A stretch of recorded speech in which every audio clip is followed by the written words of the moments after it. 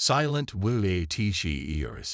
The Void Seeker detection grid activated at 3:47 Universal Coordinated Time. In the dark of the Kuiper Belt Research Station, Dr. Maya Chandra's neural implant pulsed with an alert that dragged her from deep sleep into immediate consciousness.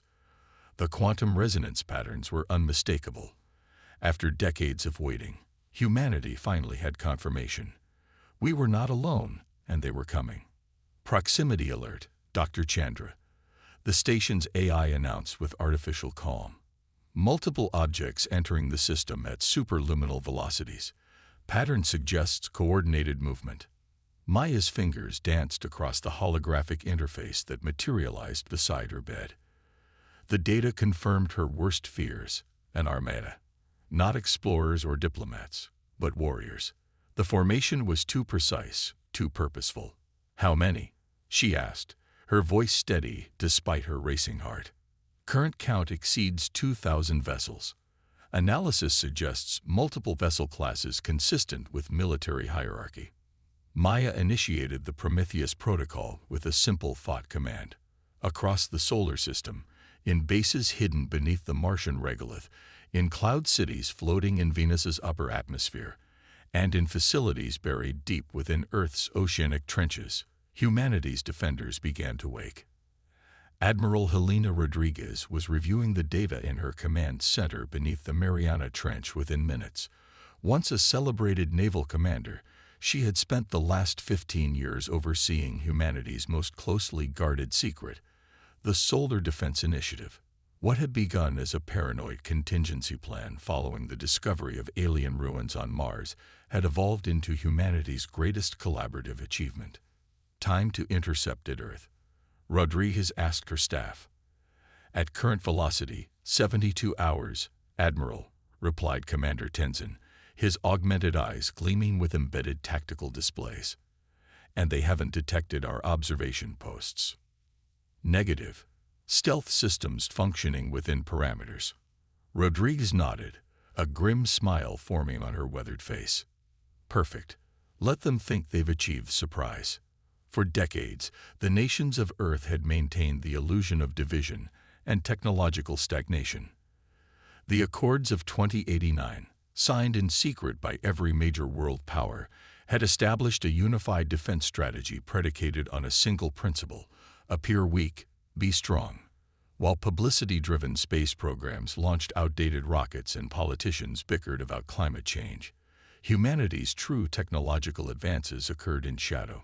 Dr. Elias Mbeek, head of the Quantum Systems Division, joined the command conference from his laboratory in the underwater city of New Atlantis. The holographic projection showed his tall figure, eyes gleaming with an intensity that matched his reputation. The quantum entanglement network is fully operational, he reported. All defense platforms are synchronized and ready for distributed response. Our simulations suggest the invaders will expect 20th century level resistance at best. In the observation post on Pluto's moon Charon, Lieutenant Sofia Ivanova watched the alien fleet with a mixture of awe and determination. Her post was a suicide mission if discovered, a fact she had accepted when volunteering. The small monitoring station was humanity's earliest warning system, and her eyes were the first human ones to directly observe the invaders. The alien vessels defied conventional physics, moving through space in ways that suggested mastery of gravitational manipulation. They were beautiful in their alien elegance, curved hulls that seemed to bend light around them, propelled by energies that left rippling distortions in the fabric of space-time. "They're scanning," Sophia reported, her voice transmitted instantly across the solar system via quantum entanglement. Preliminary analysis shows they're using standard electromagnetic spectrum. No indication they can detect our quantum communications. This was the first piece of good news. Humanity's greatest advantage was the quantum entanglement network, instantaneous communication that couldn't be intercepted or detected by conventional means. If the aliens were relying on traditional communications, they were already at a disadvantage they didn't know existed. Back on Earth, in the sprawling underground complex beneath the Antarctic ice shelf, General Fenway activated the planet's defensive grid. For the first time since its completion, the network of satellites, ground-based installations, and orbital platforms came fully online. To any conventional observer, they appeared to be weather satellites, communications arrays, and scientific instruments. Their true capabilities remained hidden, waiting for the moment of revelation. Defense grid active but masked, he confirmed. Aegis protocol is in effect. The alien fleet crossed Neptune's orbit a day later, maintaining their formation with mathematical precision. They showed no indication of detecting the quantum mines scattered throughout the outer planet's orbits, another of humanity's hidden defenses. Dr. Sarah Patel, head of the Xenobiology Division, presented her preliminary analysis to the Defense Council. Her team had been studying the limited visual and energetic data gathered from the approaching fleet. Based on their ship design and energy signatures, we believe they're a silicon-based life form, possibly evolved in a high-gravity environment. Their technology suggests a Type Io civilization on the Kardashev scale, capable of harnessing the total energy of their star system. And how does that compare to us? Asked one of the counselors. Admiral Rodriguez answered before Dr. Patel could respond. Officially, humanity remains a Type I civilization, barely able to harness our planet's resources. Unofficially, she smiled. Let's just say we've been keeping secrets. The truth was that humanity had made quantum leaps in technology after discovering the Martian ruins in 2072. The artifacts hadn't provided technology directly but had pointed to new directions of scientific inquiry. The resulting breakthroughs in quantum mechanics, gravitic manipulation, and consciousness-enhanced computing had transformed human capabilities while remaining hidden from public knowledge. As the alien fleet approached Jupiter, they finally made their intentions clear. Without warning or attempt at communication, they launched a barrage of energy weapons at the human mining stations on Jupiter's moons. Or rather, at what appeared to be mining stations. The attack struck with devastating precision, vaporizing the structures instantly. To the alien observers, it must have seemed like an effortless victory. They couldn't detect the quantum echoes that transmitted every detail of their attack to human defenders, nor could they know that the destroyed facilities were elaborate decoys, automated facades with no human presence. First blood, murmured Admiral Rodriguez. Now we know for certain. The Defense Council convened an emergency session. Representatives from Earth's unified command structure, military leaders, scientists, and political coordinators gathered either physically or via quantum projection in the Antarctic Command Center. They've crossed the line, stated General Wei. Recommend immediate implementation of Thanatos Protocol. Dr. Meek shook his head. We should wait until they're committed. Let them pass Mars before we spring the trap. Admiral Rodriguez considered both positions. We'll compromise. Activate the outer defense ring but maintain stealth protocols. Let them think their first strikes were successful. Throughout the asteroid belt, seemingly dormant structures began to awaken. What appeared to be mining equipment and automated refineries transformed, revealing weapon systems of devastating capability. Yet they remained hidden, waiting for the command to strike. The alien fleet approached Mars with the same clinical precision they had shown at Jupiter. Once again, they targeted apparent human installations on the Martian surface and its moons, Phobos and Deimos. Once again, they struck only elaborately constructed decoys. In her command center, Admiral Rodriguez watched the destruction with a grim expression. They're still following predictable patterns. No adaptation to our lack of response. That suggests a hierarchical command structure, noted Dr. Patel. Possibly a species that values obedience over initiative. A weakness we can exploit, added Commander Tenzin. As the alien fleet approached Earth's orbit, they finally broadcast a message. It came simultaneously on all electromagnetic frequencies, a demonstration of technological dominance meant to awe and terrify.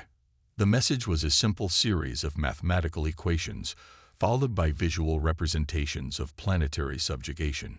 No demands, no offers of surrender terms, just the cold certainty of conquest. Dr. Yuki Tanaka, head of the Xenolinguistics Division, analyzed the transmission. "It's not a communication," she explained to the Defense Council. "It's a declaration. They're not expecting a response. They're simply informing us of their superiority and our imminent defeat."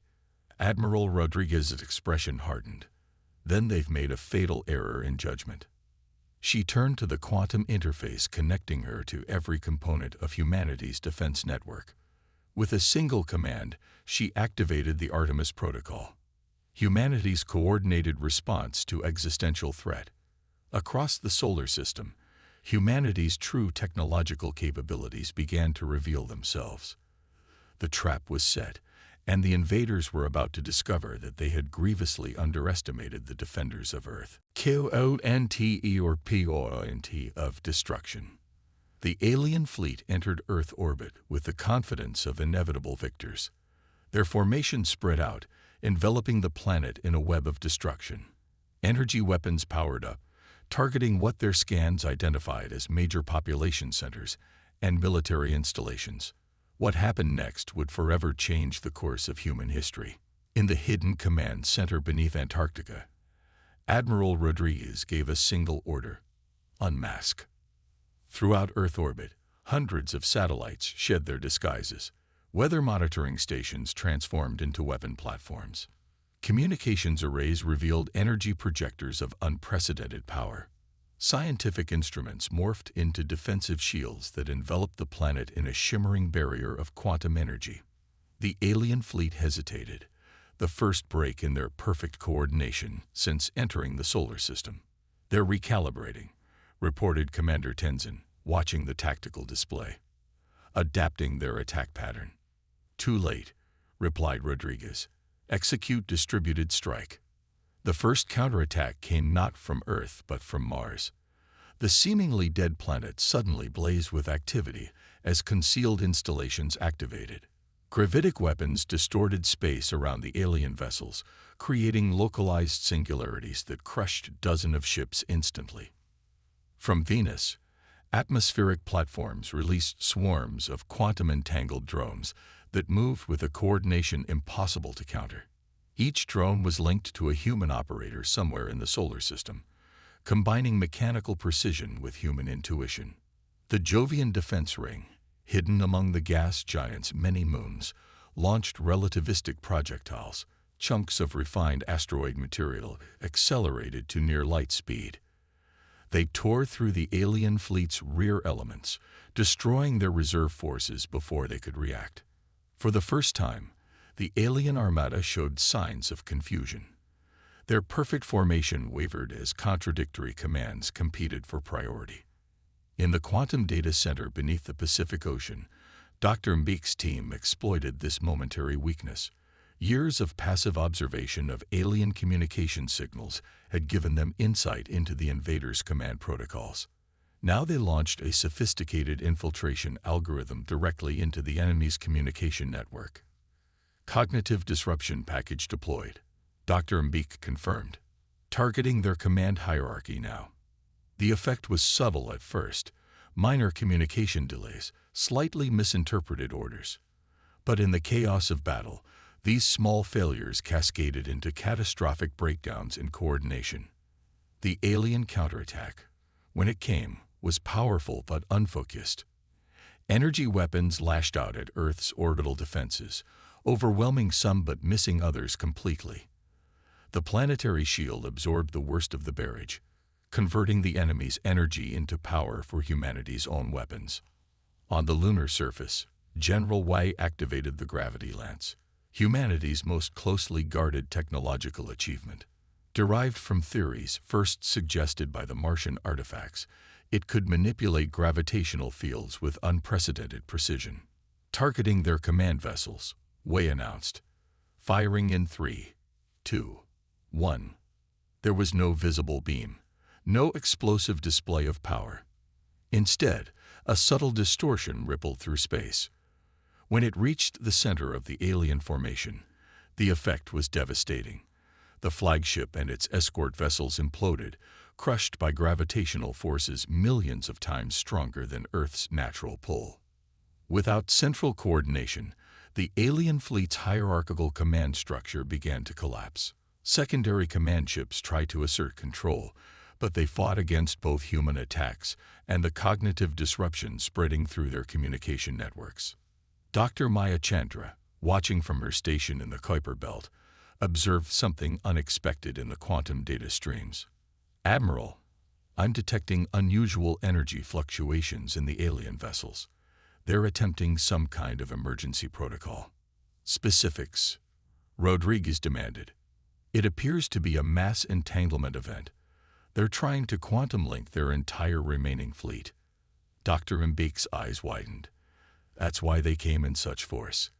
They're not just ships. They're components of a distributed intelligence. They're trying to form a collective consciousness to overcome our disruption of their command structure." This was a development humanity's strategic simulations hadn't predicted. If successful, the aliens might adapt to humanity's defensive measures faster than anticipated. "We need to prevent that merger," Rodriguez decided immediately. "Dr. Tanaka, can your team develop a counter-protocol?" The xenolinguist nodded, her fingers already dancing across quantum interfaces. "We can use their own communication patterns against them. Create a feedback loop in their entanglement process." "Do it," ordered Rodriguez. As the battle raged across the solar system, humanity's defenders implemented Dr. Tanaka's solution. The quantum disruption targeted the aliens' attempted consciousness merger, creating cascading failures in their entanglement protocols. The effect manifested as a rippling wave of energy fluctuations throughout the remaining alien fleet. Ships began to lose cohesion, their formerly precise movements becoming erratic. From her vantage point on Karen, Lieutenant Ivanova reported a startling observation. "The alien vessels, they're changing. Their physical structure is becoming unstable." Sensor data confirmed her report. The alien ships were experiencing molecular destabilization, their matter phasing between states in ways that defied conventional physics. Dr. Patel's xenobiology team provided the crucial insight. They're not just using technology, they're integrated with it. Their ships are extensions of their consciousness. By disrupting their attempted merger, we've created quantum uncertainty in their very physical structure. What followed wasn't a battle, but a transformation. Throughout the solar system, alien vessels began to phase out of normal spacetime. They didn't explode or disintegrate. They simply ceased to exist in observable reality, leaving behind only quantum echoes of their presence. In the Antarctic Command Center, stunned silence fell over the Defense Council as they watched the enemy fleet vanish without a trace. "Where did they go?" General Wei finally asked. Dr. Mbek shook his head. "Not where, but when might be the better question. The quantum disruption appears to have pushed them into a state of temporal uncertainty. They exist in all possible moments simultaneously, which, practically speaking, means they exist in none." The implications were staggering. Humanity had not just defeated an invasion, they had removed the invaders from the timeline itself. As the solar system returned to an uneasy quiet, Admiral Rodriguez addressed the Defense Council. "Begin recovery operations, full assessment of all defense systems, and prepare a statement for the public.